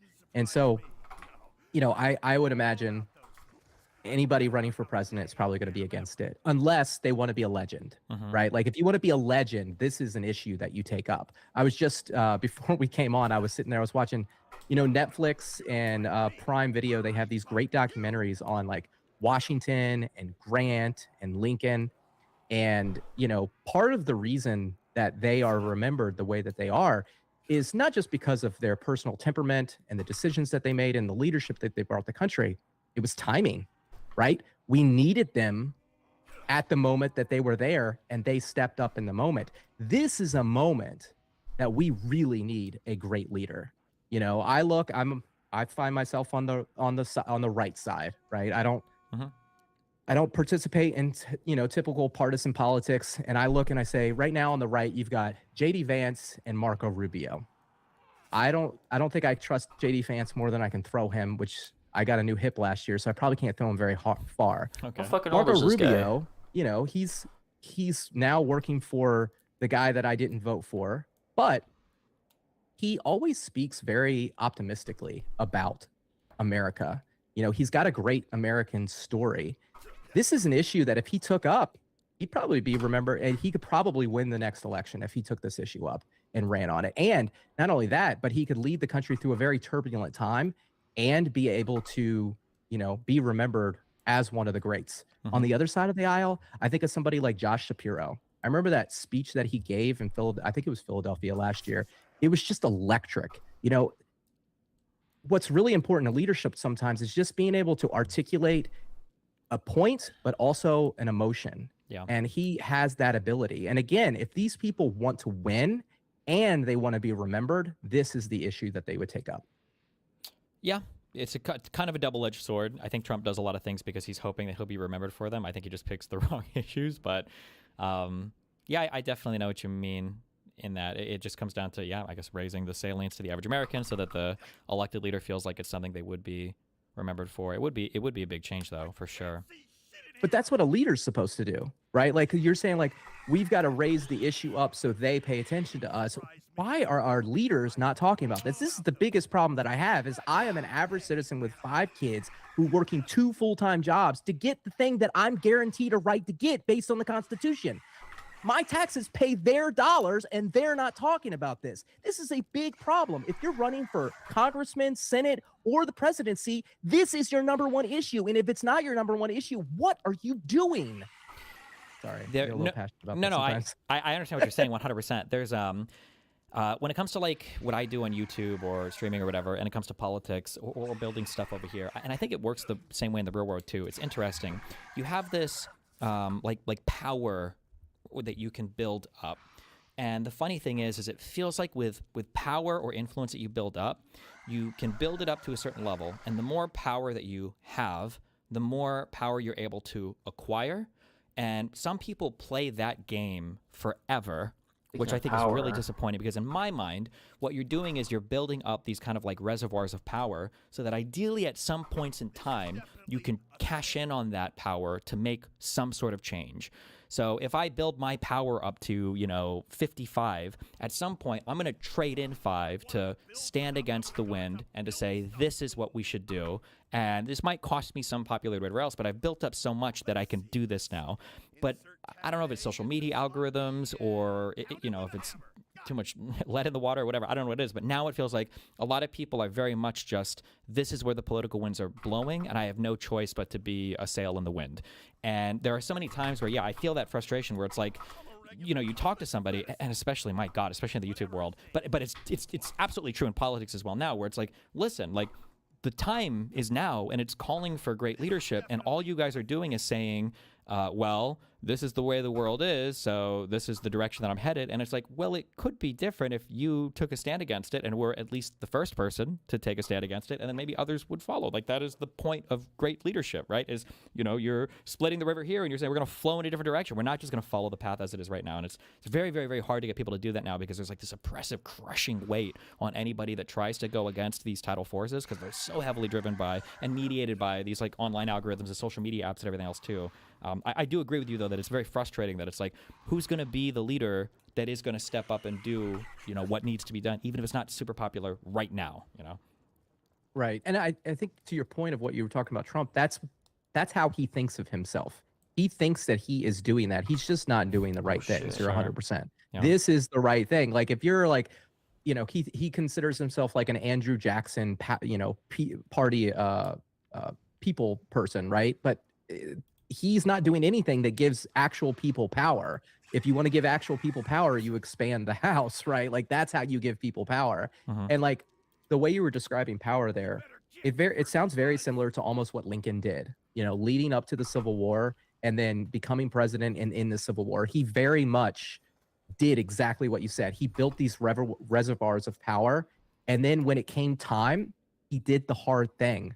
Right, like he signed he wrote the Emancipation Proclamation. He led the Union through the Civil War. He did the really hard things, similar to Washington, and that's the type of person we need right now. And I think that's why I and a lot of other Americans are so frustrated, is because it just doesn't seem to be anybody who has that type of courage out there. Yeah. I feel like if it was possible, unfortunately, this starts to get very, very, very partisan. Well, actually, I'm sorry, this is 100% partisan, but like, if DC and Puerto Rico became a state, then I feel like this conversation very easily and naturally is paired with that. Because if they did become a state, or if they both became states, you would have to have some kind of, I don't imagine you would just cram even more representatives into that 435. And then as part of that conversation, having an uncapping thing, I think would be good. I do feel like if this was raised to a high level of salience, it would be kind of hard to argue against it.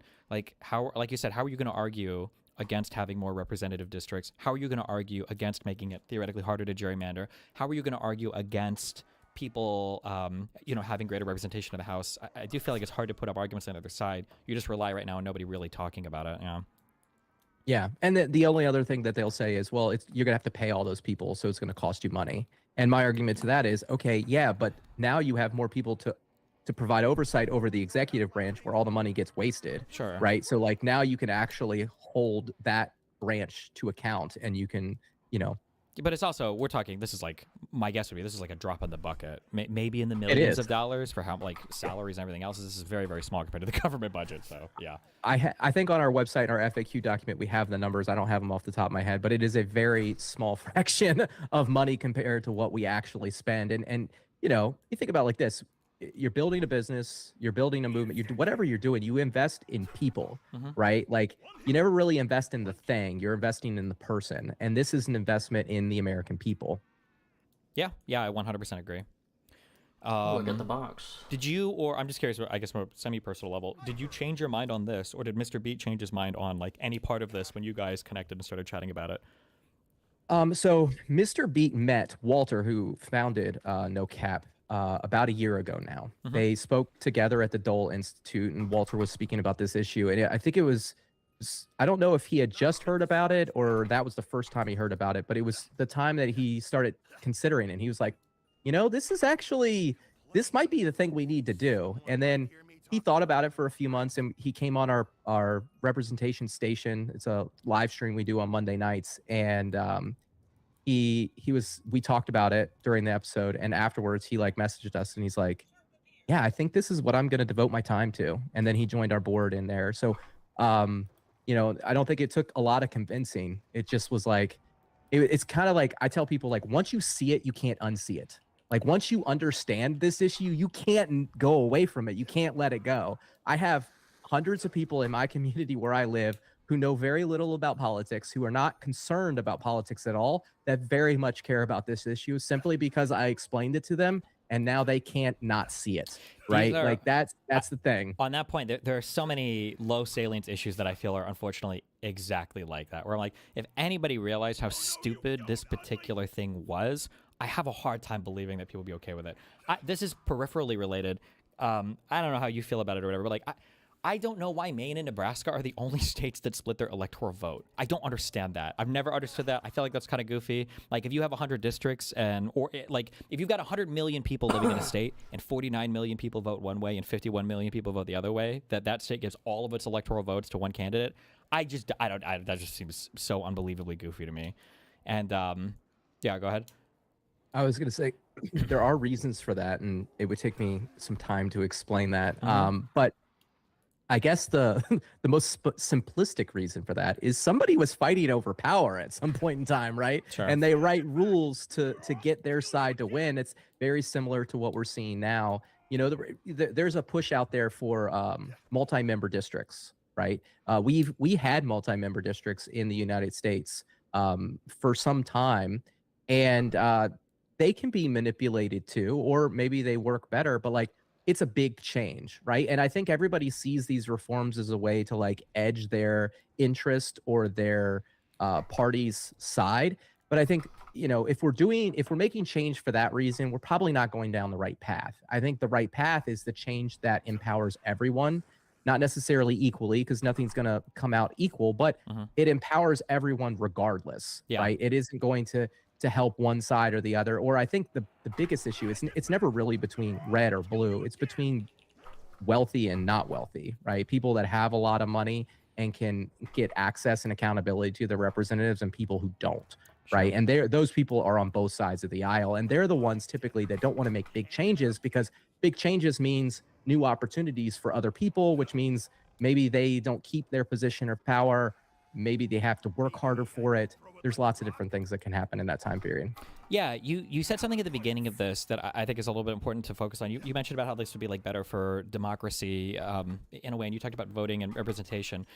I think that Americans especially, I don't know why, maybe just we don't take enough civics classes. I think we learn too many concepts, and then those concepts become boiled down to very simplistic rules that people think the rule is the concept. Like, there's an example I use when it comes to the First Amendment and freedom of speech, right? Like, let's say you have 10 people in a room who are free to say whatever they want, and they for 1 hour, and they all are incredibly well-trained singers, and they just scream for an hour. And then in the next room, you have 9 people and one guy with a gun, and he goes down the line for each person. Each of you can speak for 6 minutes, okay? And then boom, boom, boom, boom. Not boom, boom, like you shoot somebody, like, you know, he enforces that rule, you know?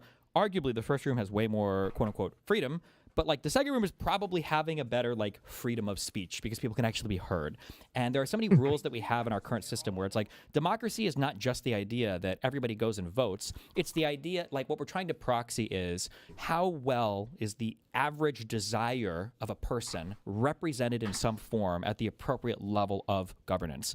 In some ways, that might come down to a referendum where every single citizen in the state votes on a particular thing. But most of the time, it doesn't. It's on a representative of some sort who is embodying the will, ideally, of the constituents beneath him, and then who's carrying that will forward into the legislature, and then ideally that, cashes out into some form of legislation or not legislation. And I mean, like you said, like the reality is 400,000 people on the aggregate can be represented better than by one person than 800,000 people can be represented by one person. And trying to get people to divorce themselves so heavily sometimes from this idea of, what is democracy? Is it just like one person, one vote, or whatever? This is the rule and this is how it goes. Like, well, no, it's like, how do you get the average will of like the average voter to be represented in some way, size, shape, or form?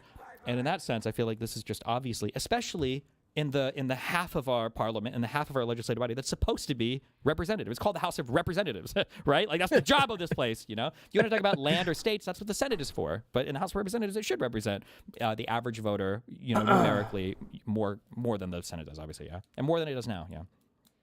Yeah, no, I mean, I agree. This guy's so fucking I think, loud. I think it has a lot to do both with, kind of your point on, a leader not taking this issue up because it hasn't reached that point of saliency is like, it's a relationship, right? And because the structure that brings the people and the representative together into a relationship is broken, that relationship's broken. And it's hard to have trust, right? It's hard to understand these things, both for the leader and the people. Like I said, most of the voters out there, they're like, I don't trust this. I don't trust these people. I bet you the leaders don't trust themselves and what to do. They're afraid of losing their job. They don't have courage because they figure if they go out and they do the thing that they believe is right, that people won't back them. They need their donors. They need the party apparatus. They need all these things. I think of this, I'm probably going to butcher this, but there's a story about Winston Churchill during World War II. I believe it was right before D-Day. And he was really struggling with like pulling the trigger. He knew that this was going to create a lot of casualties. It was going to be really difficult for his country to persevere through this. And he left his office building and he went down into the subway. I can't remember what they call it in Subway. England. And he basically asked 5 people on the subway car. He told them what they were planning, and they were all like, "Do it. We've got your back." Right. And it was that type of like that reassurance, that relationship with the average person that they're going to understand this and support you, even though it might sound crazy or it might be really difficult. That's what gives leaders courage. And because the structure's broken and, we can't find a way to communicate or build that relationship back is the problem. And that's why we have to raise that salience. So we need leaders to come down to us as well. Mm-hmm. Yeah, I agree. Yeah, sometimes like voters might not care about an issue right now, but it can also be, like you said, it's a feedback loop. It could be on you to make them care about it, raise it to a level of salience, and then maybe they will, Have you ever communicated this to, I feel like of all the congressmen I know that like to take up issues like this, have you ever had an audience with Ro Khanna? I have not. I want to, and I have been trying. So I feel like he's the kind of guy who would, I feel like if you poke Mr. Beat and get him on that, I feel like he's got to have a connection there somewhere. But I feel like he's the type of person who's especially interested in more progressive versions or visions, I guess, of government. I don't mean progressive in like the far left way, but like in what are kind of like big structural changes that we can make sometimes. I feel like he's one of those people that's kind of on board with that, yeah. Yeah, and I mean, I follow him on X, and he seems like the type of person who's not afraid to do difficult things too. Sure. And that's the type of person that we need. So if you're listening, Ro, I'm totally open to having a conversation with you. I'll come visit you in Washington. All right. Well, hopefully that happens. Any other thoughts, ideas? You said your website was. So if you're interested, you can go to our website. It's www.projectnocap.com. On our website, there's just a few things that you can do. The first thing you can do is email your representative directly from our site. The second thing you can do is you can sign our declaration for representation to let your congressman know that this is an issue that you feel passionately about. And you can sign up to volunteer. As we've talked about here, this is an issue that we need to raise to the people that are representing us to make them take it seriously. We're building a grassroots network to make sure that happens, and we'd love to have you on our team. Awesome. Cool. Any other thoughts, ideas? Anything else you want to go over, or? No. So I just thank you for having me. I really appreciate this. This has been a wonderful conversation. Hopefully your listeners enjoyed it. Awesome. Yeah. Well, hey, thanks a lot for chatting with me about it. It has come up a few more times. I'll probably keep bringing it up in conversations, and hopefully you guys make some headway with some congressmen or other larger figures that want to chat about it as well. Thanks a lot for joining us. Thank you. Have a great day. Have a good one. Get out. Wow.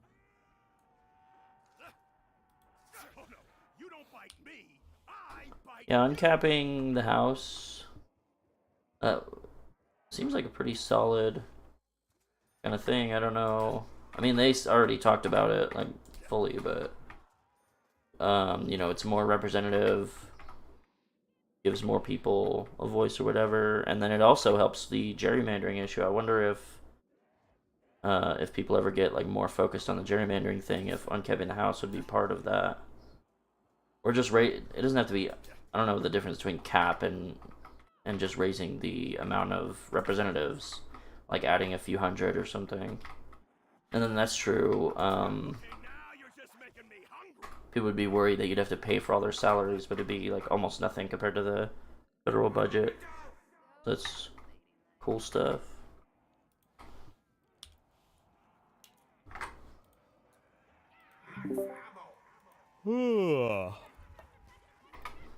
Good combo. Are you fucking serious right now? Have any mainstream Congress people jumped on this at all, or is it still a work in progress issue? I don't know. I think it's still flying under the radar a bit, but yeah. I mean, this is how issues get started. Really? Can you respond to the new claims made about you? Listen, me and Mr. Moon have always had a platonic relationship. The fact that he started playing when he was 15 doesn't mean anything.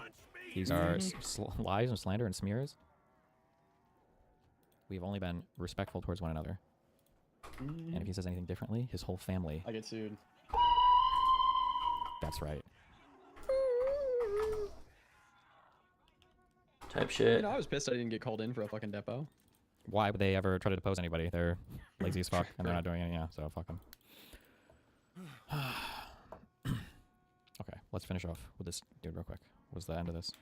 So in total, about 1/6 of my compensation is going towards my 401k. In terms of my other investments, I also max out my Roth IRA and HSA every single year, and then any additional money goes into my brokerage account. Hold on. How is this guy going to retire at 35 if he spent all of his money as 401k? How is he going to access He said anything? 30. Huh? Well, wait, is that... He said 30, I thought. Was this 72,000 an additional? Let me go back to this. Hold on. In addition to that, I make after-tax contributions all the way up to the IRS limit of $72,000. So Oh, you said retire at 30. I thought you were saying $30,000. Yeah. How... There's no way to get money out of your 401k. You could borrow against it, I guess, but that would suck. Eat the penalty? That sounds not tax optimized. in total, about 1/6 of my compensation is going towards. I think like with many other parts of my generation, there is very much a big split in terms of financial literacy, among other things. There's a swath of people who are fairly well educated in terms of personal finances, and there are a lot of those who are just getting by. I view personal finance in a very similar way as I do personal fitness. A lot of the core concepts are fairly simple, but it doesn't mean that it's easy to follow, and there are a lot of traps along the way. I'm aiming to retire by the age of 30, in which case I'll need about $1.6 million to do so. In terms of why I decided to start, I'm aiming to retire by the age of 30, in which case I'll need about $1.6 million to do. What? How could... he's living off of... if you're trying to retire, are you conservatively estimating, is it 5% withdrawal?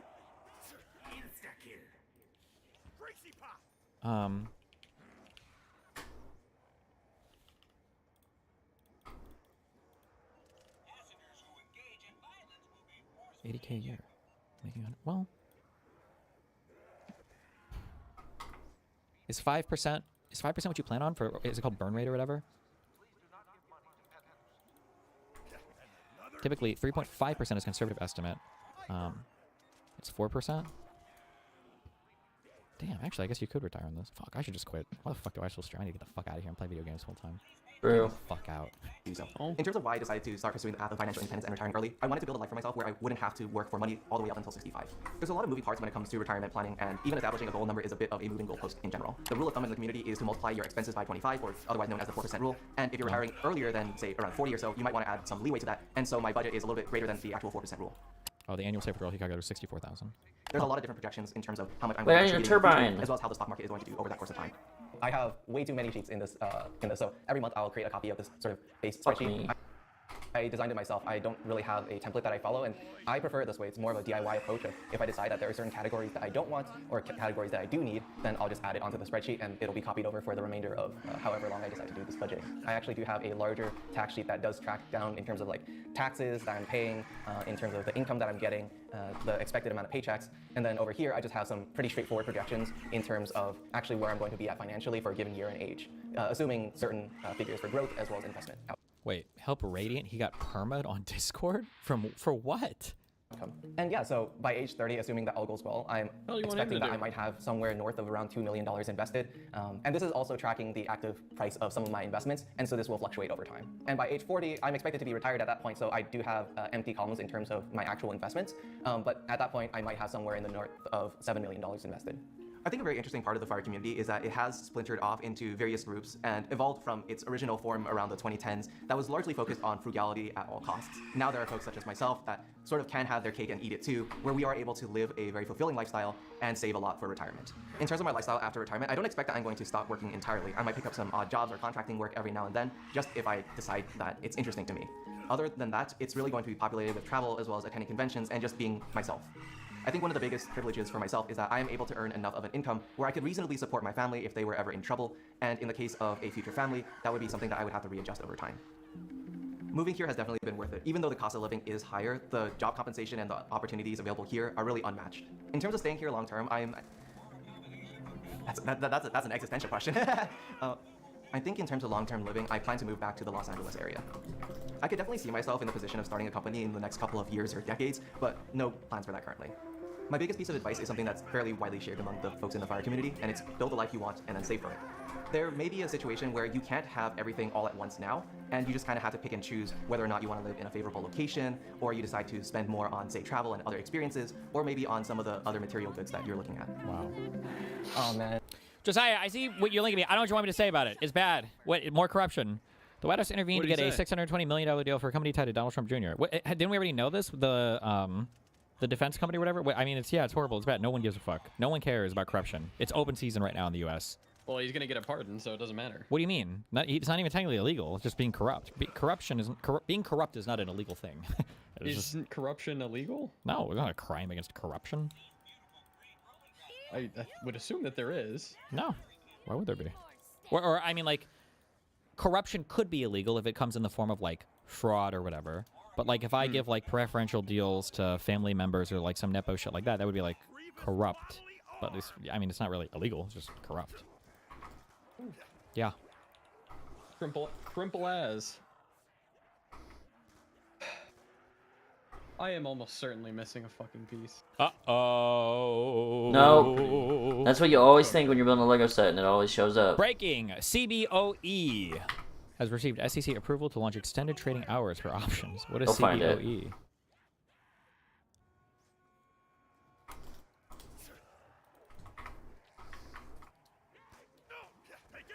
Some kind of Robinhood-like platform.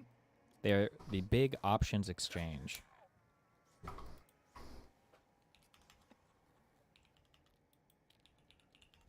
Oh, okay. Type shit. Type shit, buddy. Type shit. Did you hear about Alito's son? No, what happened? The Trump admin defends Samuel Alito's son as secretive role revealed. Uh-oh. Oh, did you see that the DOJ is going after E. Jean Carroll? Oh, yeah, I did. Yeah. Problem?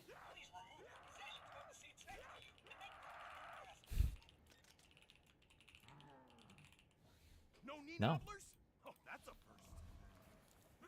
It's not a... What, they can't look into people anymore? Yeah, what? The DOJ is not allowed to investigate people? Yeah, that's what they're for. Treasury Department officials defended the employment of Supreme Court Justice Samuel Alito on Thursday after a report revealed he held a senior legal role inside the department during the high court cases involving President Donald Trump. Inside the department. Legal role inside the department. Inside the Treasury Department or inside the White House somewhere? The report raises fresh questions about ethics and conflicts of interest at the Supreme Court as the justices continue to hear high-stakes cases involving Trump and his administration. Okay, so before I get super ass-painted this, the first question is there any precedent for this. This sounds like a thing that should just be blatantly not okay, like at least against a rule or something.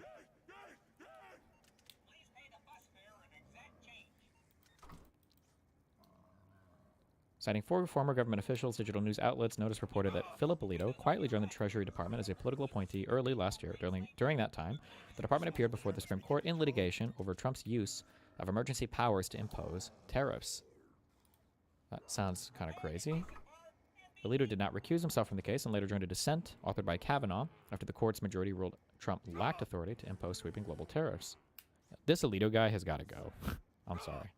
Him and Thomas, right? Yeah, but Alito especially. He's just been... Wait, who was the one that had all the, theoretically, the bribe stuff? Thomas. Oh, yeah, then both of them, fuck it. They need to go. They gotta go. I'm sorry. Just ridiculous. They gotta go. If these were Democrats... Oh, good. Don't even started, man.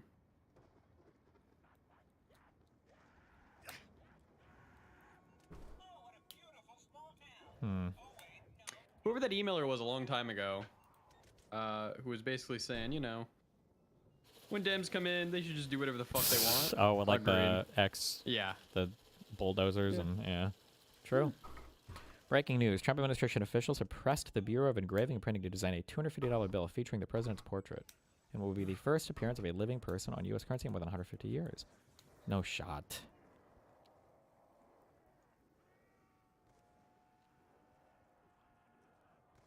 And it's even a shitty fucking photo. He's such a loser. Is that the mugshot? Yeah, of course. He's obsessed with that mugshot. On the actual mugshot for the bill. And it's $250 bills. Okay, dude. On stream. Hold on.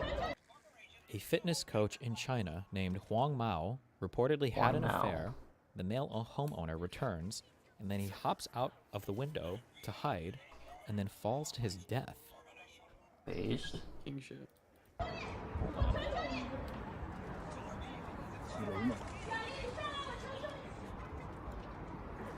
my god. Bruh. Uh-oh. He's holding on, guys. Oh, he's shaking. Oh no, he's gonna fall. Uh-oh. It's not looking good.